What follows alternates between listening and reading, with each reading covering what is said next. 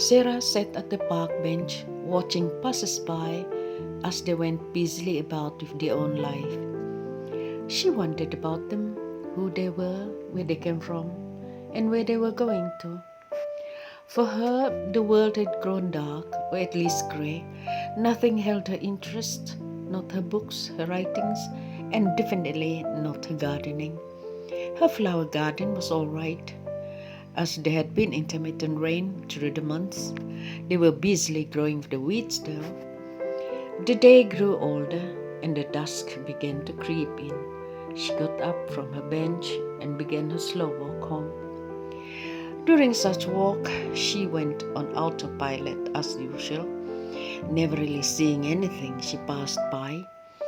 As she walked, she traveled down the annals of time in her mind, and once again she heard their laughter as they played in the garden.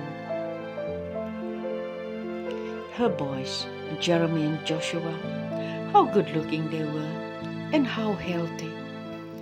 At 10 years old then, the twins were tall for their age but gangly. They played like puppies under the lone casuarina tree in the garden.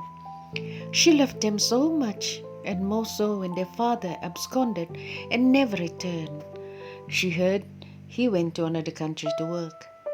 She was hurt initially, but she did not grieve as they were never married, and he had always shown a distinct lack of interest in his sons. He took care of her boys as much as she could, gave them all she could in education and love.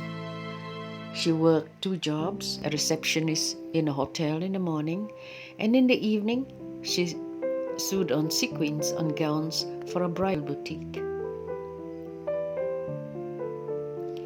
They did not have much, but she managed to pay the rent and put food on the table. Then she had met Mike. He was good looking, in a wholesome kind of way, as opposed to the boy's father, who had that broody, tortured artist look that women seem to gravitate to.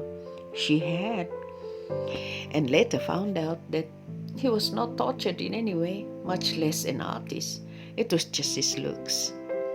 Sarah fell in love with Mike, whom she knew worked for a corporation that provided security and services to individuals.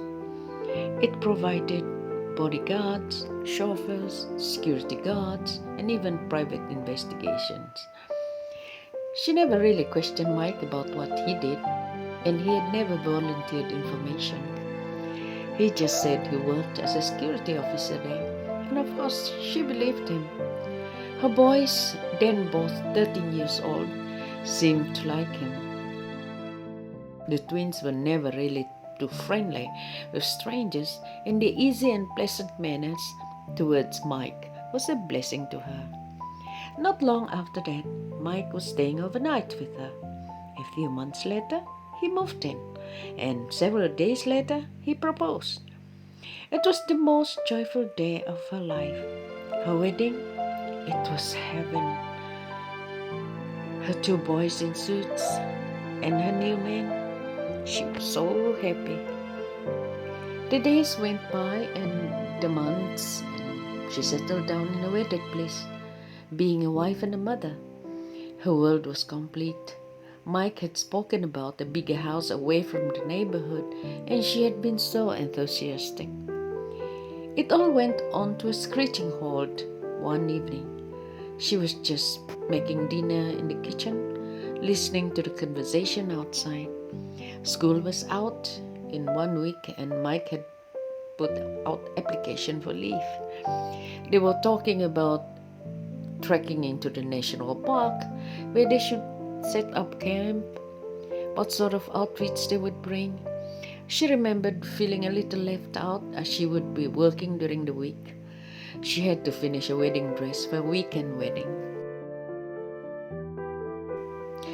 She had gone on behind the house to throw wet garbage into her compost heap in the darkening evening. She remembered thinking about going to the grocer's to buy food for the enthusiastic would-be campers. Then she heard shouting, screams, and then several loud bangs from the house. She stood there puzzled as silence descended. It was several seconds before she could move, and then she ran. The results of the few minutes of noises was devastation. Her husband was face down in a pool of blood, while her boys were huddled together, seemingly bathed in blood too. Her one piercing scream brought over the neighbors who have heard the gunshots. She did not know what happened next until next day when she woke up in hospital. The triple funeral was a swirling blur to her. She was in a cloud of pain, but also so detached from other mourners that included people she never met before. It went by, and the day seemed to roll into one long, painful silence. The newspapers were splashed with the tragedy.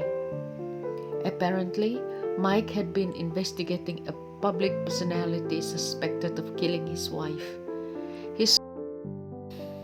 His daughter had ordered the investigation after finding that all of the mother's assets, which amounted to several millions, have been diverted to the husband after an apparent fatal boating accident. Mike had completed the case and gave all the evidence to the man's daughter.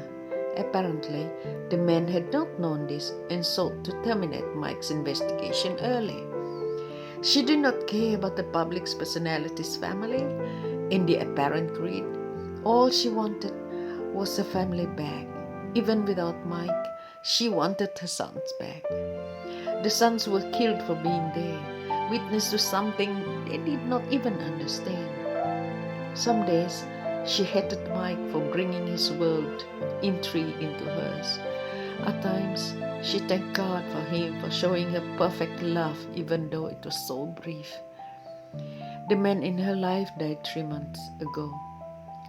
For her though, it felt like yesterday and an eternity ago.